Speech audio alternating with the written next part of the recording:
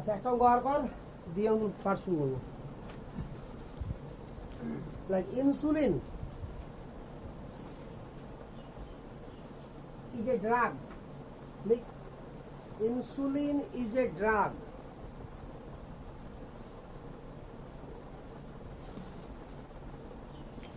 containing sulfur. Insulin is a drug containing sulfur.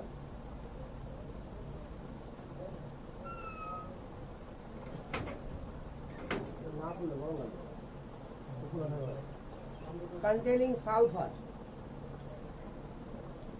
If the weight percentage of sulfur in insulin, if the weight percentage of sulfur in insulin is 3.2,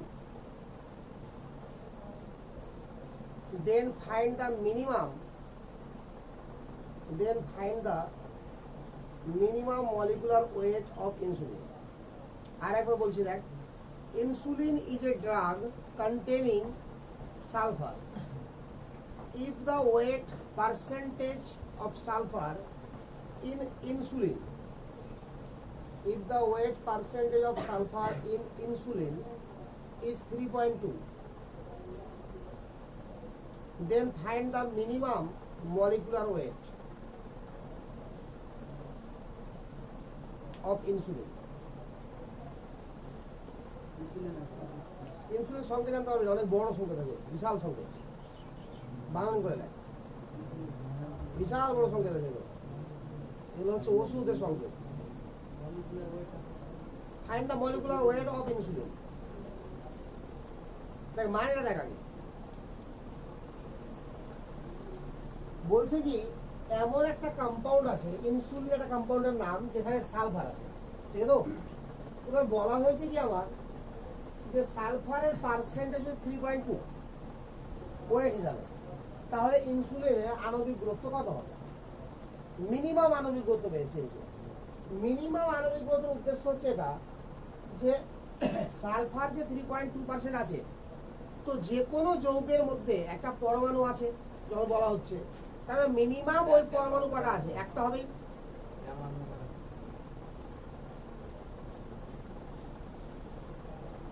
না ঠিক আছে, ঠিক আছে, লিখবো দিতে পারবি, ভালো হবে লিখবো।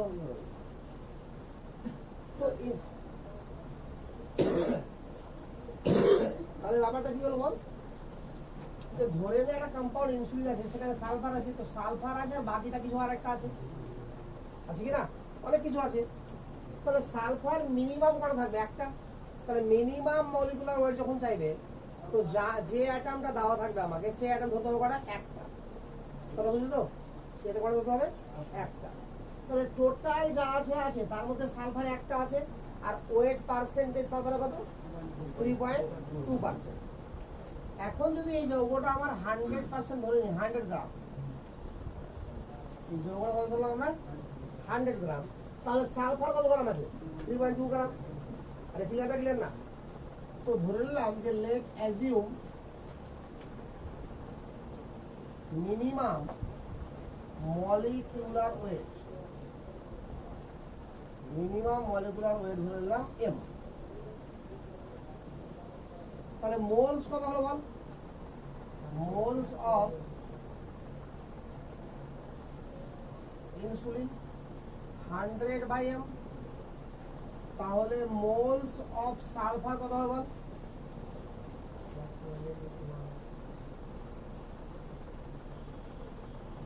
100/m into 1। তাহলে ওয়েট অফ সালফার কত হবে বল? 100/m into 1 into 32। তো therefore 100/m into 1 into 32 equal to কত? 3.2। এটা কেটে গেল কত হলো? 10। তাহলে m ইকুয়াল টু হবে 1000। তাহলে মিনিমাম ওয়েট কত হবে? 1000।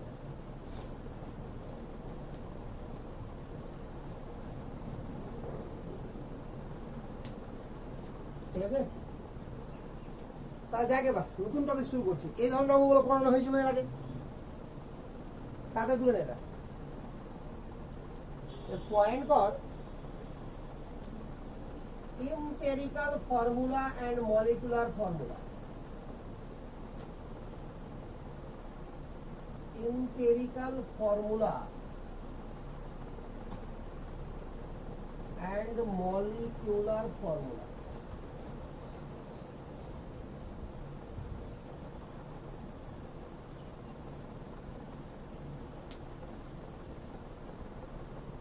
এটা বুঝবো হয়নি?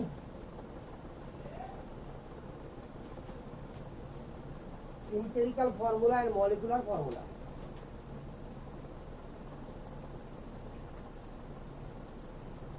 empirical formula মানে হচ্ছে স্থূল সংকেত আর molecular formula মানে হচ্ছে আণবিক সংকেত। তাহলে কি করে আমরা স্থূল সংকেত এবং আণবিক সংকেত বের করব? এই জায়গাটা ভালো করে দেখ, বাংলা লিখে দে পাশে, স্থূল সংকেত এবং আণবিক সংকেত।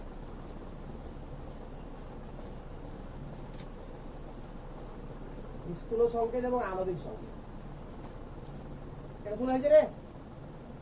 এবার জিনিসটা জান একটু, স্থূল সংকেত জিনিসটা কি আর আণবিক সংকেত জিনিসটা কি। আণবিক সংকেত তো সবাই বুঝিস তোরা,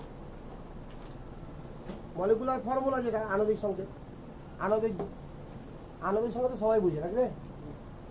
স্থূল সংকেতটা লক্ষ্য কর, একটা মলিকিউল যে অ্যাটম দিয়ে তৈরি আছে, সেই অ্যাটমগুলোর সব থেকে ক্ষুদ্র যে অনুপাত, তাকে অনুপাত দিয়ে গঠিত সংকেতকে বলা হবে কি? মলিকুলার সংকেত, সরি স্থূল সংকেত। ফর এক্সাম্পল দেখ, গ্লুকোজের সংকেত কি বল? C6H12O6, এটা হচ্ছে গ্লুকোজের সংকেত। ক্লিয়ার তো? তাহলে গ্লুকোজে carbon is to hydrogen is to oxygen কত আছে বল?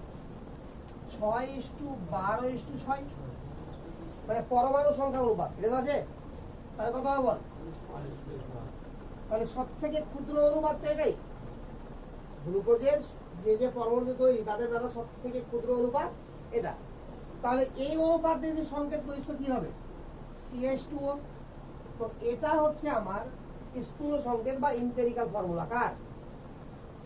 গ্লুকোজ। বুঝা গেল তো? তাহলে স্থূল সংকেত জিনিসটা কি? একটা মলিকিউল যে অ্যাটম দিয়ে তৈরি, সেই অ্যাটমগুলোর সব থেকে ক্ষুদ্রতম অনুপাত দ্বারা গঠিত সংকেতকে কি বলা হবে? স্থূল সংকেত। বুঝা গেল তো? তাহলে স্থূল সংকেত যখন একবার আমি পেয়ে যাব, কি করে বের করতে হবে শিখাচ্ছি। এটা যখন একবার পেয়ে যাব, এটা একটা পূর্ণ সংখ্যা দিয়ে গুণ করলে এটা চলে আসবে না? এটা কত দিয়ে গুণ করতে হবে? 6 দিয়ে। তাহলে কত দিয়ে গুণ করতে হবে সেটা আমাকে হিসাব করে বের করতে হবে। তাহলে তার আগে বের করতে হবে কি? স্থূল সংকেত।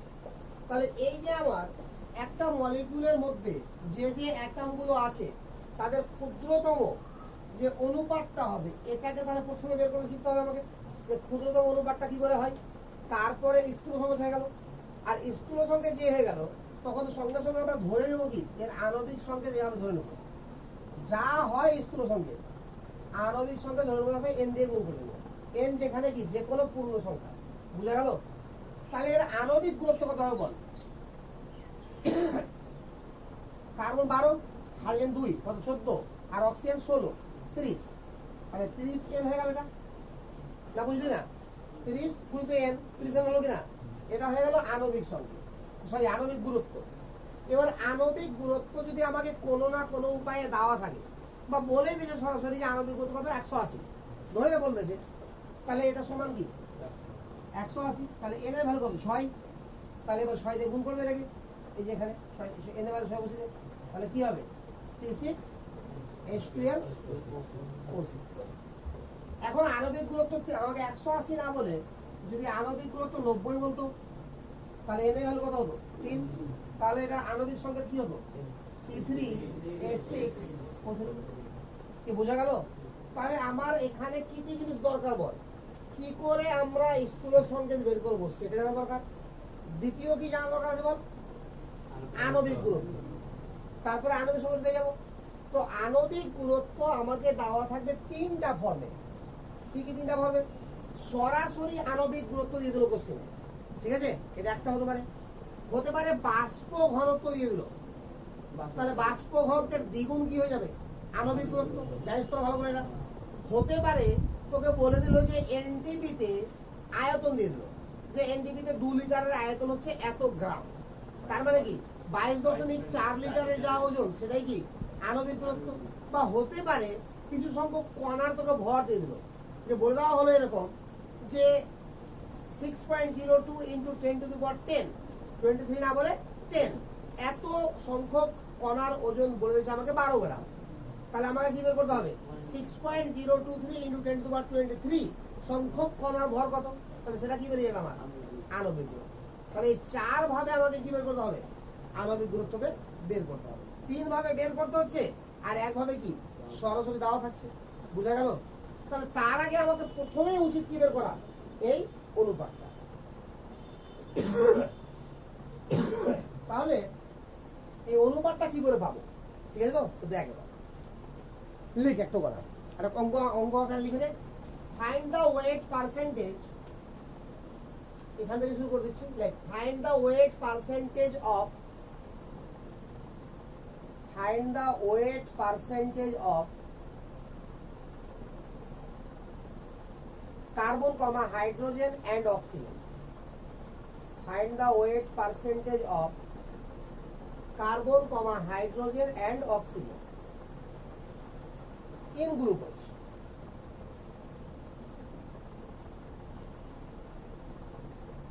In glucose লেখা হয়েছে?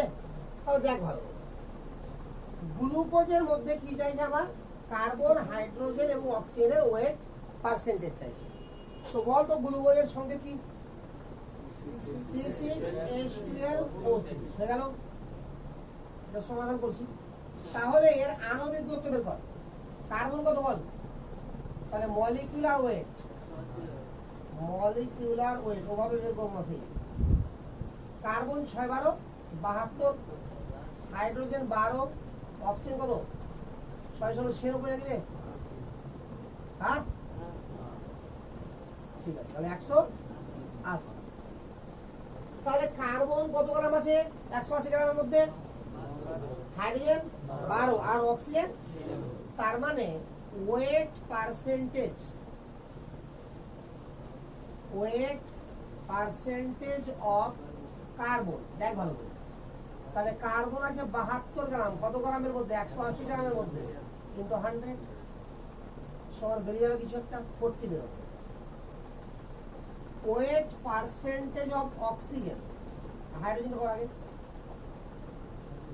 12/180 ইনটু 100% কত হবে 0.66, 6.67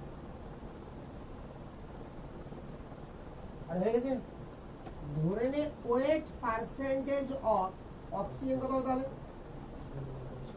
96/180 ইনটু 100% সমান বেরিয়ে যাবে 53.33%। ঠিক আছে, তোরা ক্যালকুলেটর ইউজ করবি, এটাই বেরোবে।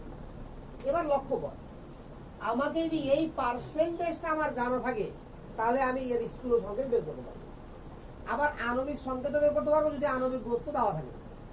কথা বুঝলো তো? তো এবার কোশ্চিনে আমাকে এটুকু বুঝতে পারছিস না পারিস না?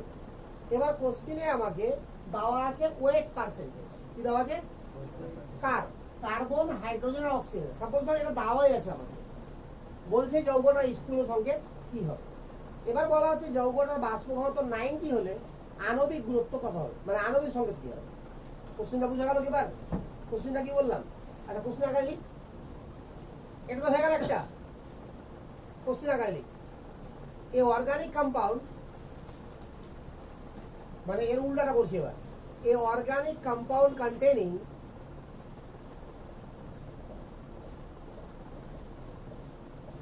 a organic compound containing carbon, hydrogen and oxygen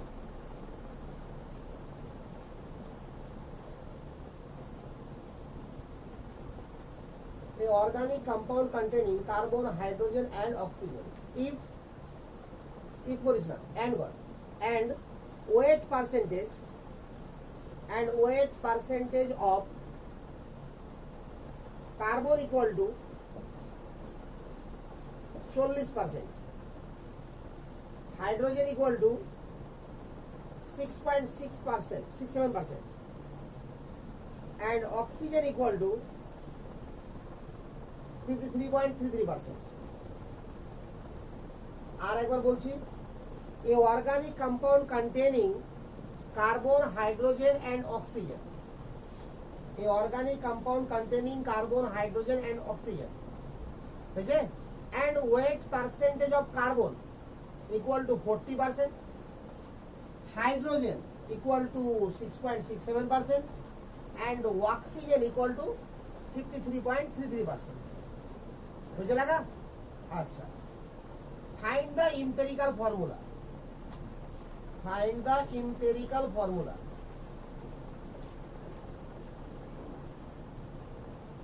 Find the empirical formula. ঠিক আছে, ওখানে লিখ, if vapor density of the molecule, if vapor density of the molecule, if vapor density of the molecule 90, if vapor density of the molecule 90, then find the molecular formula. If vapor density of molecule 90, then find the molecular formula. বুঝছে? এবার দেখ, তাহলে এবার উল্টাটা হয়ে গেল, আমাকে কি দেওয়া আছে বল? ওয়েট পার্সেন্টেজ দেওয়া আছে, কার কার বল? তো সরাসরি আমরা কি করবো দেখ,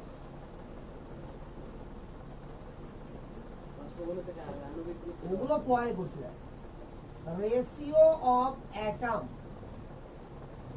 present in given molecule,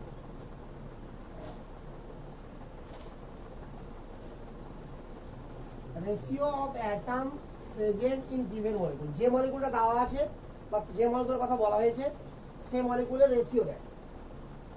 এখানে গিভেন তো না, ফাইন্ডিং, মানে এটা বের করতে হচ্ছে না আমাকে। Ratio of atom present in finding molecule, দেখ কি কি হবে অ্যাটম বল? কার্বন হবে, হাইড্রোজেন হবে আর অক্সিজেন। বল কার্বন কত পার্সেন্ট পাওয়া ছিল? 40। এবার কার্বনের পার্সেন্টেজকে ভাগ করব তার পারমাণবিক গুরুত্ব দিয়ে, বুঝে গেল? হাইড্রোজেন কত পার্সেন্ট ছিল? 6.67%, হাইড্রোজেনের পারমাণবিক গুরুত্ব ভাগ করে দিলাম। অক্সিজেন কত ছিল বল? 53.33%, তাকে তার অক্সিজেনের পারমাণবিক গুরুত্ব ভাগ করে দিলাম, বাস হয়ে গেল, আর কিচ্ছু করতে হবে না।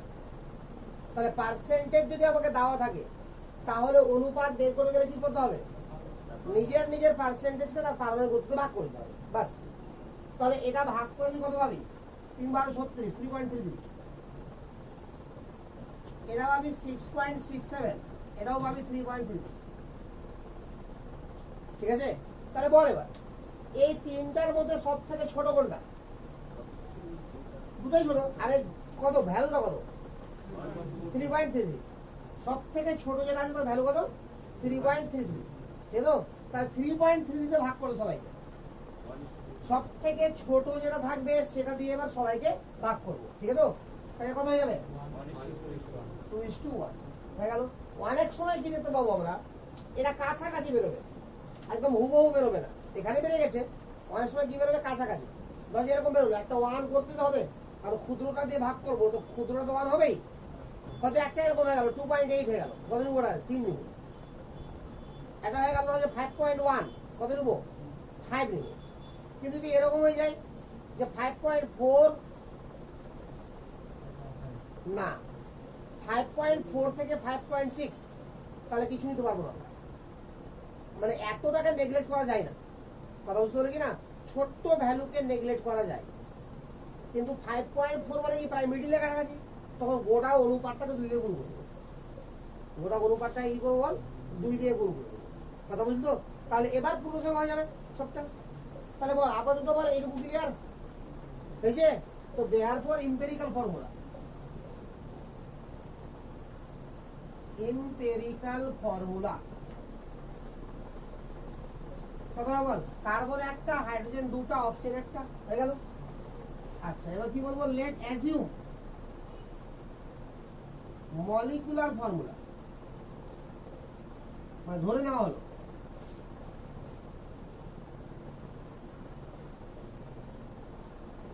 কি ধরো বল? CH2O হোল n, ঠিক আছে? তাহলে মলিকুলার ওয়েট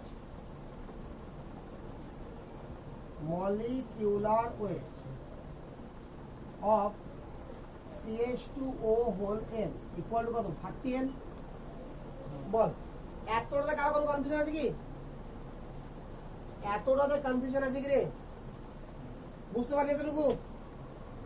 এই হানা বল। তাহলে বল এবার, এই 30n হয়ে গেছে আণবিক দূরত্ব। এবার দেখ কোশ্চেনে লেখা আছে কি ভেপার ডেনসিটি কত? 90। বলা যাবে রে? তাহলে বাষ্প ঘনত্বের ফর্মে দেওয়া আছে আমাকে, তাহলে আণবিক দূরত্ব কত হবে? তা ভেপার ডেনসিটি গুণিত 2, বাষ্প ঘনত্ব গুণিত 2। তার মানে এখানে বলতে পারি আমরা যে therefore 30n equal to 90 into 2, অর্থাৎ n ইকুয়াল টু কত হলো? 6। তো মলিকুলার ফর্মুলা হয়ে গেল। এবার মলিকুলার ফর্মুলা কত হবে? C6H12O6। বল, খুব কঠিন কি? তাহলে পানি বের করতে পার, তাহলে তুল এটা অঙ্ক দিব।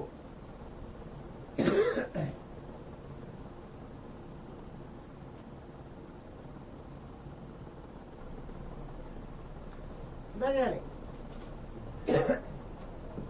এম্পিরিক্যাল ফর্মুলা একটা নাম আছে, হ্যাঁ, সিম্পলেস্ট ফর্মুলা। এম্পিরিক্যাল ফর্মুলা और নাম একটা আর আছে, সিম্পলেস্ট ফর্মুলা। সিম্পল সব থেকে সাধারণ কেন হবে? জেনারেল হয়ে গেল।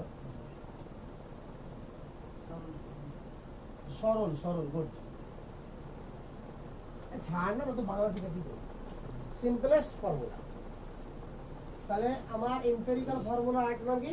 Simplest formula. তাহলে বল এতটুকু পারবি কিনা বল আগে? Empirical formula. আর বাকিটা তো কার উপর ডিপেন্ড করবে?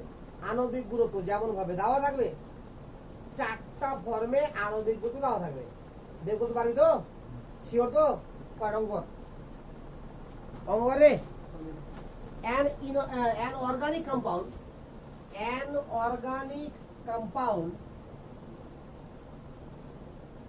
an organic compound contain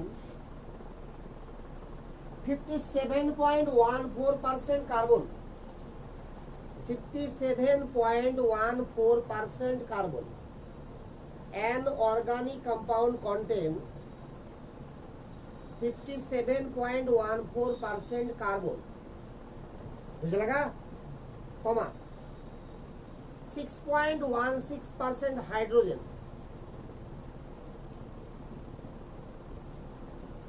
comma 9.53% 52 করে দেন 9.52% nitrogen and 27.18% oxygen. 27.18% oxygen.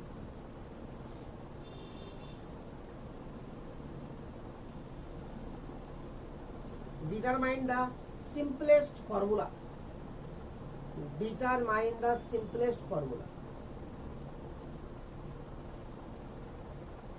Simplest formula মানে কি? Empirical formula. দেখেন বল, গিভেন আমাকে কি কি দেওয়া আছে বলতো? কার্বন কত পার্সেন্ট? 14%। হাইড্রোজেন 6.16%।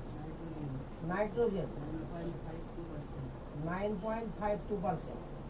অক্সিজেন 27.18%। এখানে একটা জিনিস আর মনে রাখবি যে অ্যাটম দিয়ে যে অ্যাটম দিয়ে মলিকুলটা তৈরি তাদের পার্সেন্টেজের যোগফল সবসময় 100 হবে।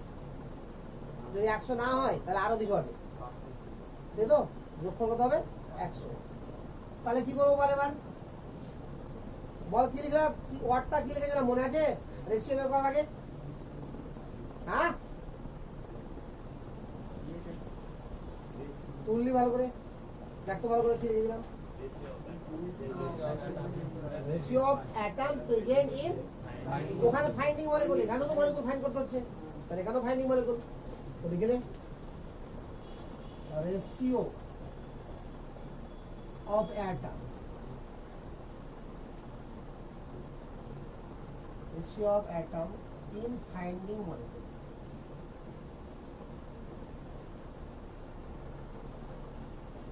বল carbon is to hydrogen is to nitrogen is to oxygen কি করবো বলতো? 57.14 কে কত ভাগ করবো? 12 দিয়ে, তারপরে 6.16 কে 1 দিয়ে, তারপরে 9.52 কে 14 দিয়ে, তারপরে কাকে ভাগ করবো বলতে পারছি না, তাড়াহুড়ো করছি শুধু বলার জন্য। বল এতটুকু ক্লিয়ার না? ক্লিয়ার না? তাহলে এটা ভাগ কর, 4 12 48, 4.76, 6.16, 14 গুলো একও তো হচ্ছে না, 7 7 28 হচ্ছে 0.68। তোরা ক্যালকুলেটর কর, ক্যালকুলেটরে বুঝবো নাকি না?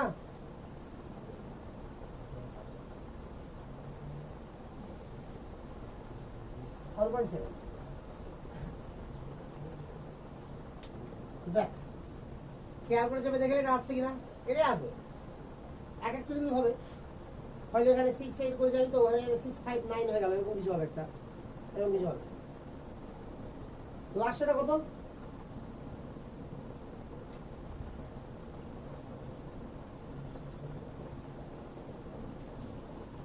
আরে পড়া পড়া পড়ে চাপতে তো এতক্ষণ আগে মুখে মুখে ভাগ করলো বলতে আগে আমি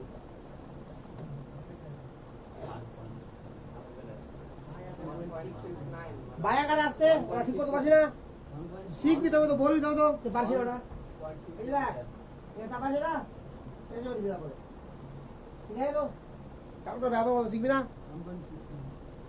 1.6 তুই আগে তো পারবে, 6 9 মানে 7 হলো। ওরা মুখে মুখে একটা উল্টো পাল্টা হবে একটু সামান্য। হ্যাঁ আমি কি ক্যালকুলেটর আছে, ওদিকে তো গন্ডগোল হবেই। হ্যাঁ হ্যাঁ ওইটুকু তো হবে, ওটাই বললাম। পারলি করতে এবার? এবার দেখ, এবার এক কাজ কর, এদের সবার মধ্যে ছোট কোনটা বল? এটা ছোট থেকে, তাহলে এটাকে ভাগ কর, মানে সবটাকে ভাগ কর এটা দিয়ে, কর ভাগ কর, ভাগ কর 0.68 7 বেরোবে। কত কত কত তোরা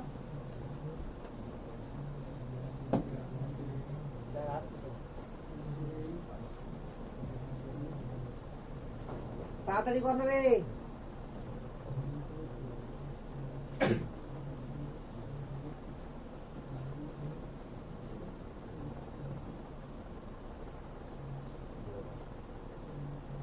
কত বেরোবে? তোর আগে করা হয়ে যাবে।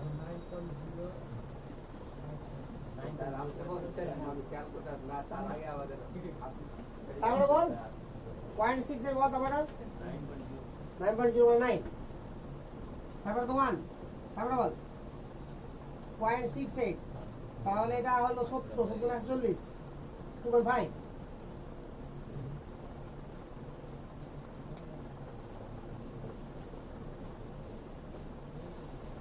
আর দেখ না রে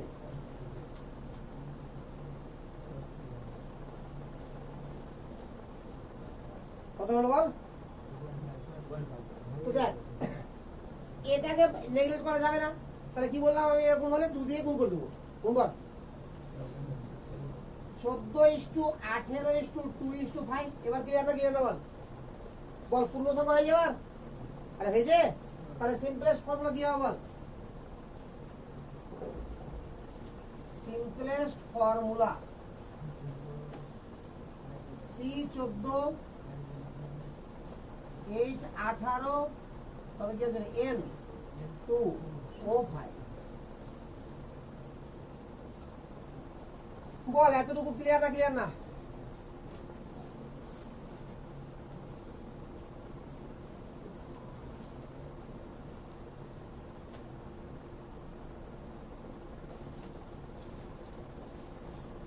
দে বই দে রে বড় বড় দে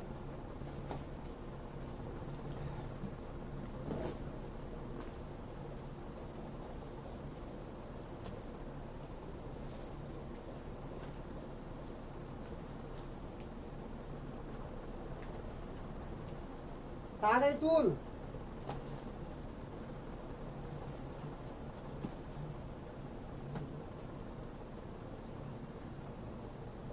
তুলে গেছে কি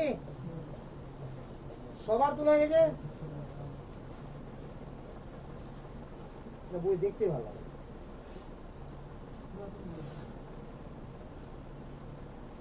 আর কাগজ বই রে কেটে বই তো বইয়ের মানে এমন ভাবে করছে হ্যাঁ দে দে দে পরিষ্কার পরিচ্ছন্ন বই না থাকলে ভালো লাগে দেখতে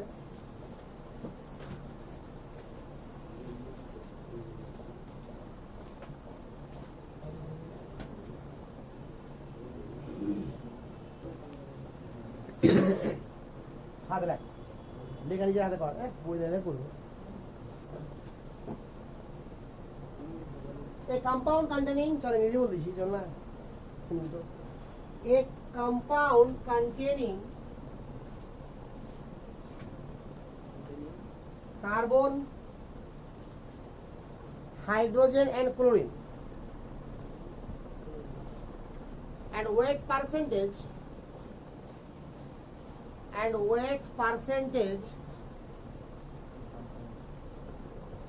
of carbon equal to 10.04%.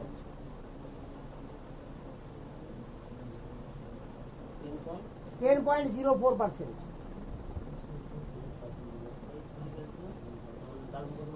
Carbon is 10.04% and chlorine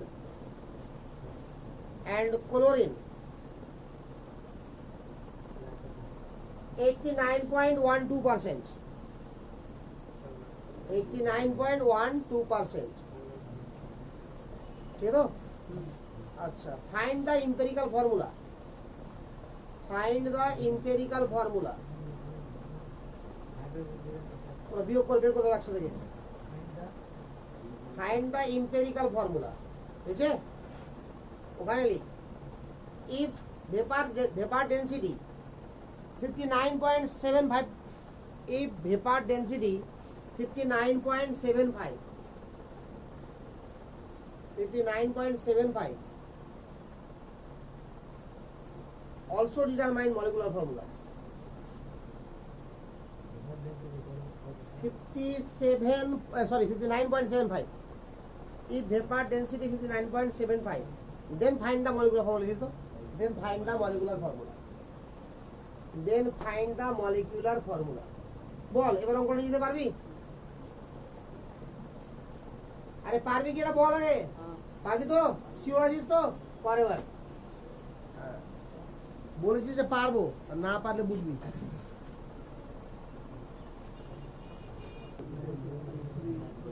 আচ্ছা আওয়াজ কম কর বল সবার হয়ে গেছে না কার কার হয়নি রে একবার দেখে নিবি নাকি বল গিভেন কি ছিল বল বল তো কার্বন ছিল গিভেন কি কত পার্সেন্ট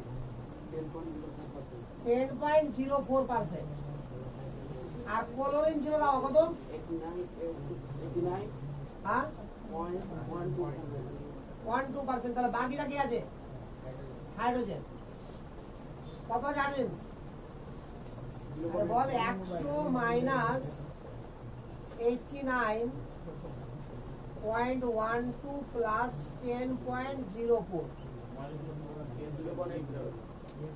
হ্যাঁ বলছি দাঁড়া এটা কত হলো বল 0.84 হয়ে গেল পার্সেন্টেজ তাহলে একবার ডাইরেক্ট বলতে এমন উপায় হ্যাঁ hydrogen is two carbon is to hydrogen is two chlorine করে দাও কত হলো বল কার্বন 10.04 বাই কত 12 হাইড্রোজেন 0.84 বাই 1 আর ক্লোরিন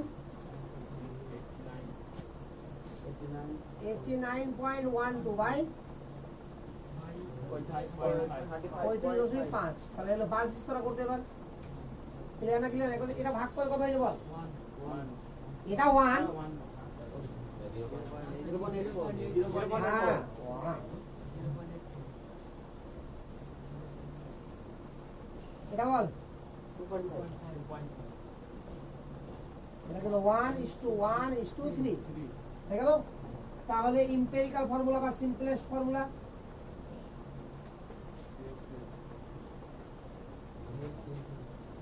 CH_CL3 হয়ে গেল। এবার কি করব, মলিকুলার ফর্মুলা করব। বল এতটুকু বুঝতে পারলি রে? CH_CL3 whole n। তাহলে মলিকুলার ওয়েট করব, বাষ্প ঘনত্ব কিন্তু 2 করে দিলাম, এর মান বেরিয়ে গেল, এর মান আবার একই বেরোবে নাকি রে? সময় লেগেছে। তাহলে পারবি এই ধরনের করতে পার, সিও আছিস তো? একটা কর, এটা কর। এই কি করছিস, যোগ বিয়োগ করছিস? হ্যাঁ তো এক বেরোবে বল দিলাম, মানে একই বেরোবে, ঠিক আছে কি না? দেখা অঙ্ক দেখ একটা। কি হলো তোর, কি ঝামেলা হচ্ছে মনে হচ্ছে? যে এক বেরোচ্ছে না তোর মনে হচ্ছে? হ্যাঁ এক বেরোচ্ছে না, কোন ধরনের কথা? হ্যাঁ তো বাষ্প ঘনত্ব দিতে কমবে না রে, এক বেরোবে রে।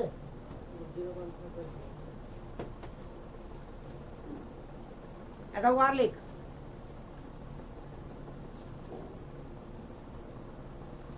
ঠিক 1.77 গ্রাম। এই অঙ্ক লিখ, 1.77 গ্রাম oxide are formed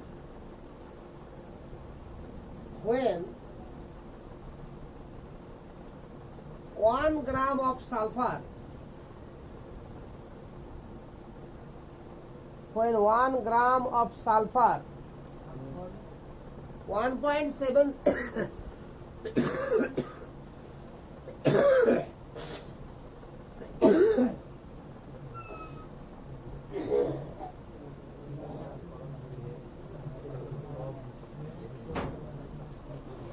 1.77 gram oxide are formed when 1 gram of sulfur combustion combustion combustion when 1 gram of sulfur combustion in presence of air, combustion in presence of air, সব মানে জানি সব বলবো, চিন্তা করছিস? তোর কাজ হচ্ছে লিখে যা কেরানির মতো, ঠিক আছে তো?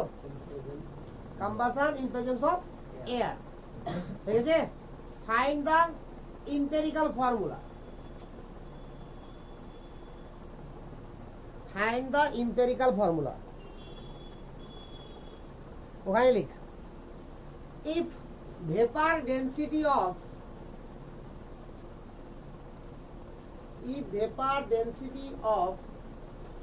sulfur oxide, if vapor density of sulfur oxide is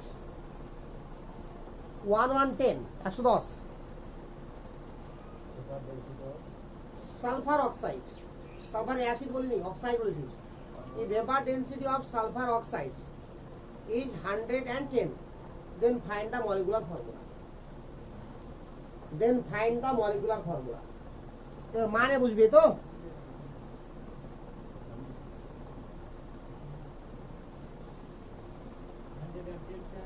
হ্যাঁ 110 কি বলা হচ্ছে শোন, কোশ্চিনে বলা হয়েছে যে 1 গ্রাম সালফারকে যদি দহন করা হয়, কম্বাসন মানে কি দহন, আগুন লাগানো, তাহলে 1.77 গ্রাম সালফারের অক্সাইড পাওয়া যাবে। বুঝা কথা না? কি বললো কোশ্চিনে? যদি 1 গ্রাম সালফারকে দহন করা যায় তাহলে 1.77 গ্রাম সালফারের অক্সাইড পাওয়া যাবে বা অক্সাইড পাওয়া যাবে। তাহলে যৌগটার স্থূল সংকেত কি, এবং যদি যৌগটার বাষ্প ঘনত্ব বা সালফার অক্সাইডের বাষ্প ঘনত্ব 110 হয় তাহলে আণবিক সংকেত কি? বুঝা গেছে কি? এবার মানেটা ক্লিয়ার, কিন্তু অঙ্কটা পারবি না তো। দেখ পেরে যাওয়া উচিত ছিল, একটু ভাবলেই। সালফার কত গ্রাম হয় বলতো? 1 গ্রাম। তাকে কি করেছি বল? দহন করেছি, মানে আগুন লাগিয়েছি নাকি রে? তাহলে আমার অক্সাইড হয়ে গেছে, কারণ বায়ুতে তো অক্সিজেন আছেই, তাহলে অক্সিজেনের সঙ্গে যুক্ত হয়ে কি হয়েছে, তাহলে অক্সাইডের ওজন কত হয়েছে 1.77 গ্রাম। তাহলে বাকি তাহলে 1.77 গ্রামের মধ্যে সালফার কত ছিল, তাহলে বাকিটা কি অক্সিজেন, তাহলে অক্সিজেনও পেয়ে গেলাম সালফারও পেয়ে গেলাম, তাহলে পার্সেন্টেজ পাবো এবার। আরে বোঝা গেল না? তাহলে টোটাল ওয়েট হচ্ছে 1.77 গ্রাম, যার মধ্যে অক্সিজেন কত 0.77 গ্রাম আর আমার সালফার কত 1 গ্রাম। তাহলে সালফারের ওয়েট পার্সেন্টেজ কত হলো 1/1.77 ইন্টু 100%। আরে বোঝা গেল? আবার অক্সিজেনের ওয়েট পার্সেন্ট কত হলো 0.77 বাই 1.77 ইন্টু 100। ক্লিয়ার? তাহলে পার্সেন্টেজ পেয়ে যাবি, তাহলে যেই পার্সেন্টেজ পেয়ে যাবে স্থূল সংকেত হয়ে যাবে, আর বাষ্প ঘনত্ব দেওয়া আছে মানে কি আণবিক সংকেত হয়ে যাবে। করে যা।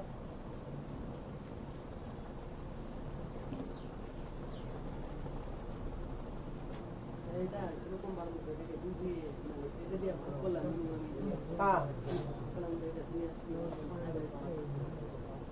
1.5 চলে আসছে, আর দুধে গুণ করতে হবে 1.5 আসলে। তাহলে 1 হয়ে যাবে। দেখ এখানে আমার দেখ যে অক্সাইডের ওয়েট কত আছে বল, অক্সাইড কত আছে 1.77 গ্রাম আর সালফার কত 1 গ্রাম, তাহলে অক্সিজেন কত 0.77 গ্রাম। আচ্ছা দেখ weight of sulphur 1 gram, weight of oxide of sulfur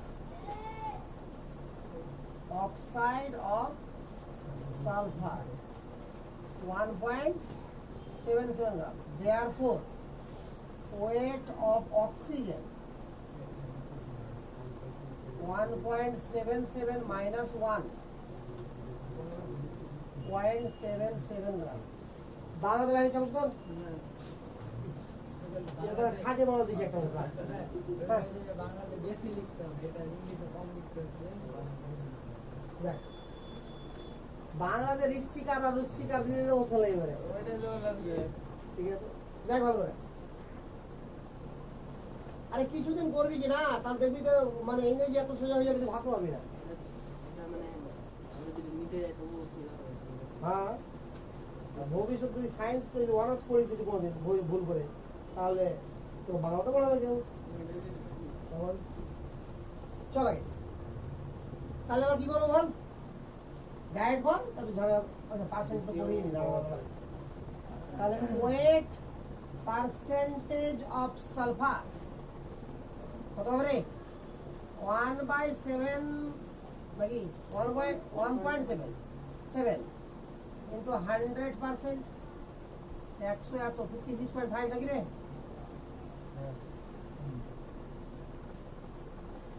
তাহলে ওয়েট পার্সেন্টেজ অফ অক্সিজেন কত হবে রে, বাদে দেখ শুনে বাদ দিয়ে এই করলা 43.5। আরে দুটো মিলে 100% আছে কিনা, কি আছে তোদের আলাদা কিছু বেরোলো বল, আমি মুখে মুখে বলেছি ওটা ঝামেলা হবে।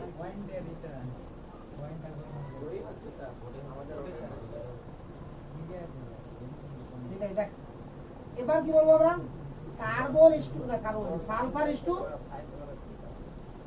অক্সিজেন কত হবে বল 56.5, এটাকে ভাগ করবো কত দিয়ে রে 32 দিয়ে, আর 43.5 এটাকে কত ভাগ করবো 16 দিয়ে। ফটাফট বল, আরে বল না ফটাফট রে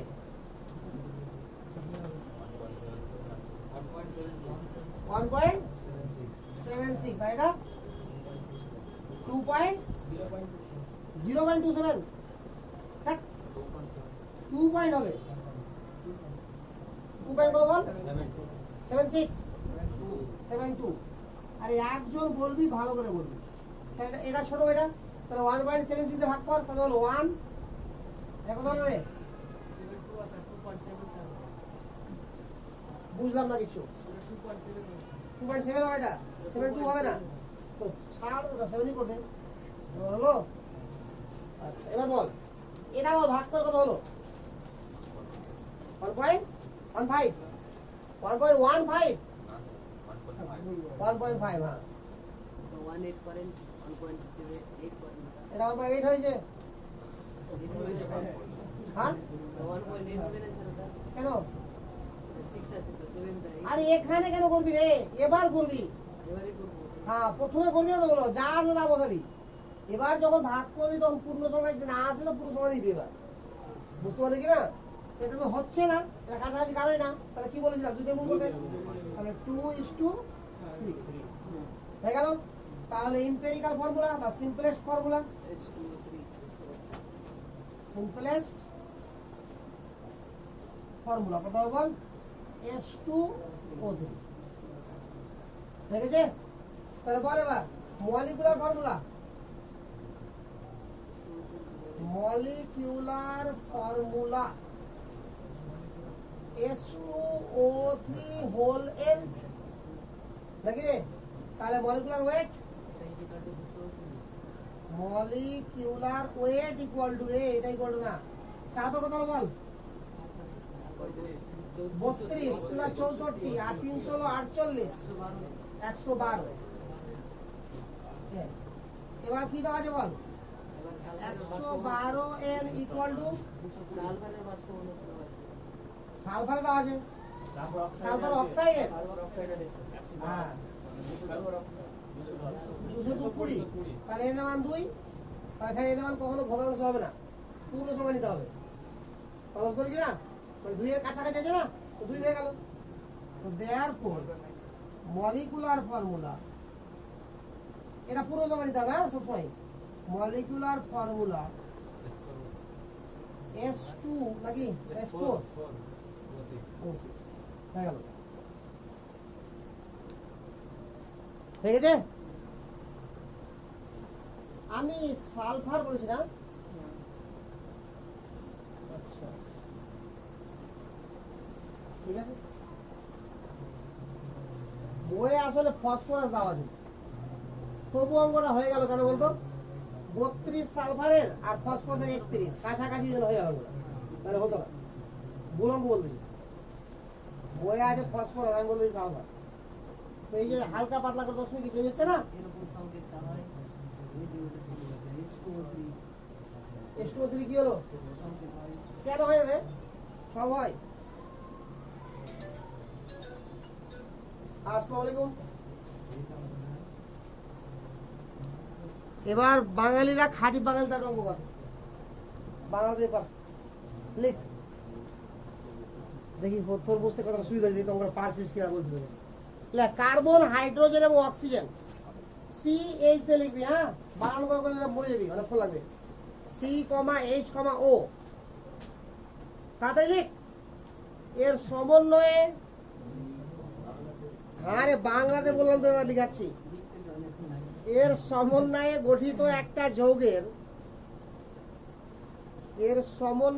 গঠিত একটা যৌগের 3.10 গ্রাম 3.10 গ্রামকে বায়ুর অনুপস্থিতিতে 3.1 গ্রাম 1 গ্রামকে বায়ুর অনুপস্থিতিতে উত্তপ্ত করলে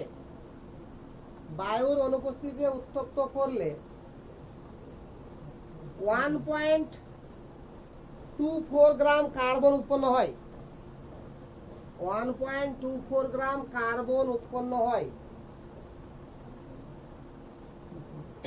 1.24 গ্রাম কার্বন উৎপন্ন হয় আবার বায়ুতে দহন করলে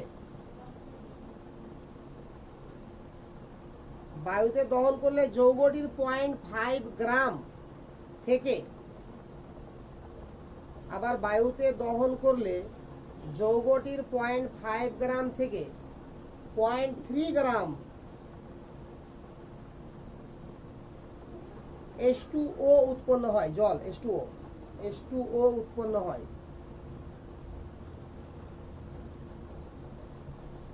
যৌগটির 0.05 গ্রাম অণুতে যৌগটির 0.05 গ্রাম অণুতে অক্সিজেনের পরিমাণ স্যার জগতের পয়েন্ট যৌগটির 0.05 গ্রাম অণুতে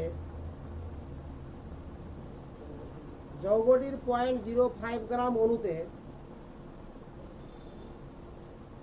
অক্সিজেনের পরিমাণ এর আগে তো 0.0 এর আগে একটা 0.5 বলেছে, না 0.05 ভুলাচ্ছিস কেন আমাকে রে? হ্যাঁ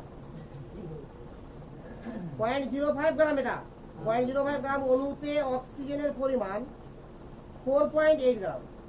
ঠিক আছে, যৌগটির আণবিক সংকেত নির্ণয় করো। যৌগটির আণবিক সংকেত নির্ণয় করো। এবার তো বলবি না যে বুঝিয়ে দেন, বাংলাতে লেখা আছে 0.05 আছে তো গ্রাম অণুতে অক্সিজেনের পরিমাণ 4.8 গ্রাম। যৌগটির আণবিক সংকেত নির্ণয় করো। পড়তে ভাই খারাপ লাগছে আমার বাংলাতে। হ্যাঁ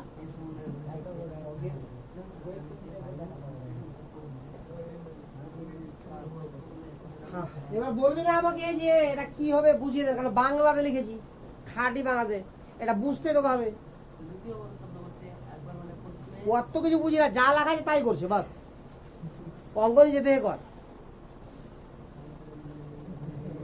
ইংরেজিতে বলছে কিনা আর অঙ্কটা বুঝাতে গিয়ে গোটা অঙ্কটাই বলে দেওয়া হচ্ছে। ঠিক আছে কিনা, ফাটফাট করে নিয়েছিস, তোকে মনে কত শিখে গেছিস। বাংলায় পড়, তাহলে বুঝতে পারবি।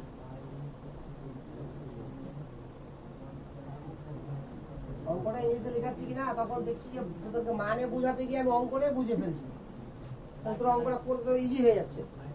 হ্যাঁ, আর এবার ব্যাপারটা হচ্ছে যে বাংলা পড় আর বুঝ আর অঙ্ক কর।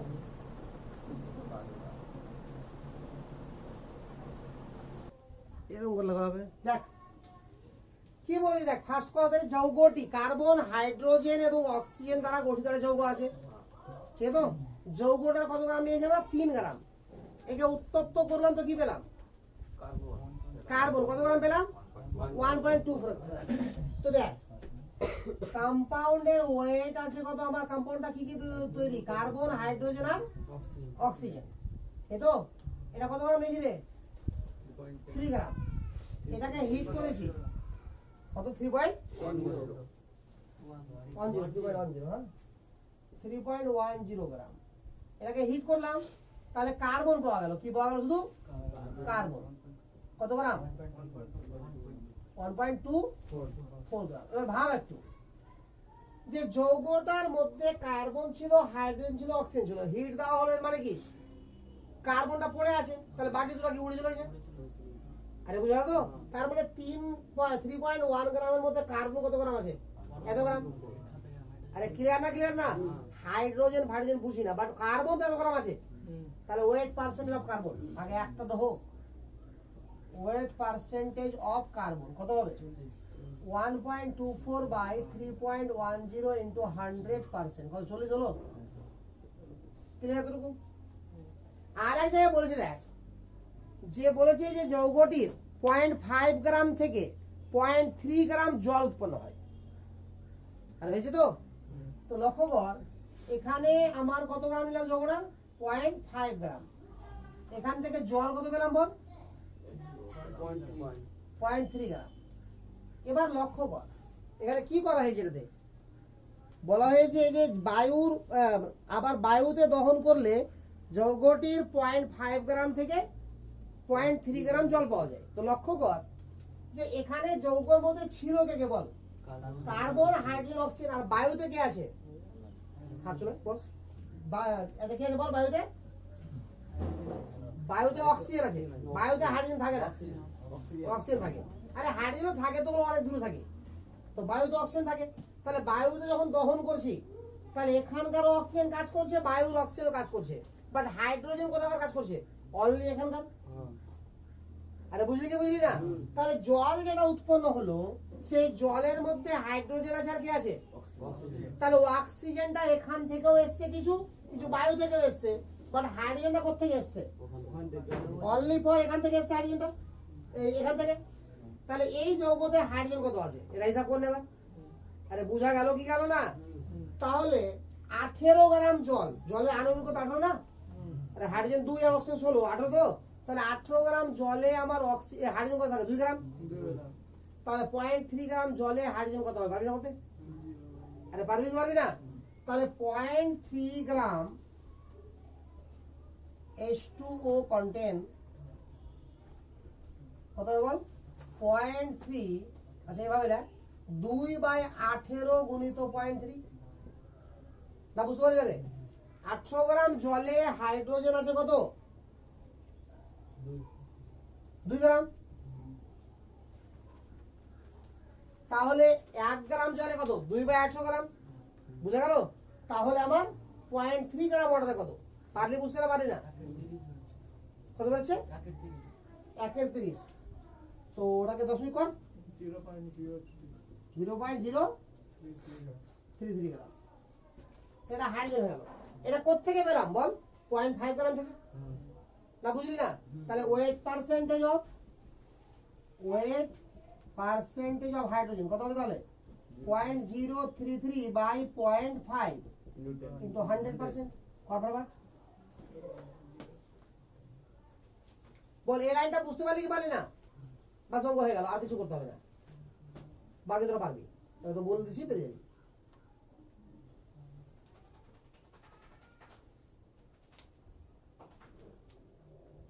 তাদের কথা রে 6.6, তাহলে লক্ষ্য কর এবার যৌগটা কি কি দিয়ে তৈরি, কার্বন হাইড্রোজেন অক্সিজেন, তো কার্বনের পার্সেন্টেজ পেয়ে গেছি, হাইড্রোজেনের পার্সেন্টেজ পেয়ে গেছি, তাহলে বিয়োগ করলে অক্সিজেন পেয়ে যাবো, তা তিনটার পার্সেন্টেজ হয়ে গেল, তো যেই পার্সেন্টেজ হয়ে গেল স্থূল সংকেত হয়ে গেল, আর এই স্থূল সংকেত হবে কি হবে না, ক্লিয়ার? আচ্ছা, তো স্থূল সংকেত হয়ে গেল, এবার বের করতে হবে কি আণবিক সংকেত। এবার লাস্ট কথাটা কি বলেছে, 0.05 গ্রাম মোল বলেছে না, 0.05 গ্রাম মোলের মধ্যে আমার অক্সিজেন কত রয়েছে, 4.8 গ্রাম, আর আছে, তাহলে 0.05 মোলে অক্সিজেন রয়েছে 4.8 গ্রাম, তাহলে 1 মোলে অক্সিজেন কত থাকবে, 1 মোলে বের করতে পারবে না, তাহলে 1 মোলের মধ্যে, 1 মোল মানে কি তার আণবিক গুরুত্ব, তাহলে আণবিক গুরুত্বের মধ্যে অক্সিজেনের পার্সেন্টেজ পরিমাণ হয়ে গেল, আর আণবিক সংকেত করবো ওখান থেকে অক্সিজেনের পরিমাণ পেয়ে গেলাম, দুটাকে ইকুয়াল করে দিলাম, এনে মান বেরিয়ে গেল। লাস্টটা বুঝতে পারলি কি না পারলি না? আর একবার শুন, বলা হয়েছে 0.05 গ্রাম, গ্রাম গ্রাম ধরা গ্রাম মোল বলা যায় না, তাহলে 1 মোল মানে কি বোঝায়, আণবিক গুরুত্ব, তো 0.05 মোলের মধ্যে আমার অক্সিজেন কত আছে, 4.8 গ্রাম, তাহলে 0.05 গ্রামে আছে 4.8 গ্রাম, এটা এত মোলে, তাহলে 1 মোলে কত হবে বল, 4.8 ইন্টু বাই আর 0.05 হয়ে গেল, তাহলে হিসাব করতে না কত হয়, 96, হ্যাঁ 96 হয়ে গেল, তার মানে 96 গ্রাম আমার কি আছে অক্সিজেন, কোথায় 1 মোলের মধ্যে, ক্লিয়ার না ক্লিয়ার না? এবার এখান থেকে সাপোজ তুই ধরে নে, এখান থেকে আমার স্থূল সংকেত এটা বেরোলো, কার্বন হাইড্রোজেন অক্সিজেন, বলছে কার্বন 1 হাইড্রোজেন 3 অক্সিজেন 1 বা 2, ধরে না বেরিয়ে গেল এরকম, আরে কিছু তো বেরোবে একটা, সেটাকে n দিয়ে গুণ করলে কি হবে বল, আণবিক সংকেত, তাহলে এখানে অক্সিজেন কটা হলো 2n নাকি রে, তাহলে 2n, তাহলে এক একটা অক্সিজেন কত 16 গ্রাম করে, তো 2n সমান কত, 16 ইন্টু 2n সমান কত 96, তাহলে এর মান বেরোলো কি বেরোলো না, এর মান গুণ করে দিলাম, এবার বুঝা গেল? তাহলে আণবিক সংকেত করতে পারবি না পারবি না, এটা ছিল লাস্ট টাইপ, বুঝা গেছে? তাহলে আমার আজকের টপিক কি ছিল, স্থূল সংকেত আর আণবিক সংকেত। বল স্থূল সংকেত আর আণবিক সংকেত ক্লিয়ার বুঝতে পারলি কি পারলি না? সমস্ত ধরনের ম্যাথ করতে পারবি এবার, আরে পারবি তো? এবার বইয়ের মধ্যে দেখবি গাণিতিক উদাহরণ, ঠিক আছে, এটা বই যার আছে, শতকরা সংযুক্তি পরিচ্ছেদ নাম্বার 1.14, পাতা নম্বর 36, ঠিক আছে, পাতা নম্বর 36 থেকে শুরু করে ওই রাসায়নিক গণনা স্টয়চিওমেট্রির আগে পর্যন্ত দেখবি, অর্থাৎ পয়েন্ট নাম্বার 1.14টা দেখবি, বাস 1.14 যেটা পরিচ্ছেদ। এই যে শতকরা সংযুক্তি লেখা মোটা করা রাসায়নিক গণনা লেখা যায় না, শতকরা সংযুক্তি স্থূল সংকেত আণবিক সংকেত আছে, ওই গোটা পরিচ্ছেদে যা যা অঙ্ক দেওয়া আছে, আরো কয়েকটা অঙ্ক দেওয়া আছে বইয়ে, ওই অঙ্কটাই দেখবি ভালো। তাহলে স্থূল সংকেত আণবিক সংকেতের কাহিনী ক্লিয়ার না? কোনো সমস্যা থাকলো রে কারো? তোদের বাড়ি কোথায় রে? নাজিরপুর।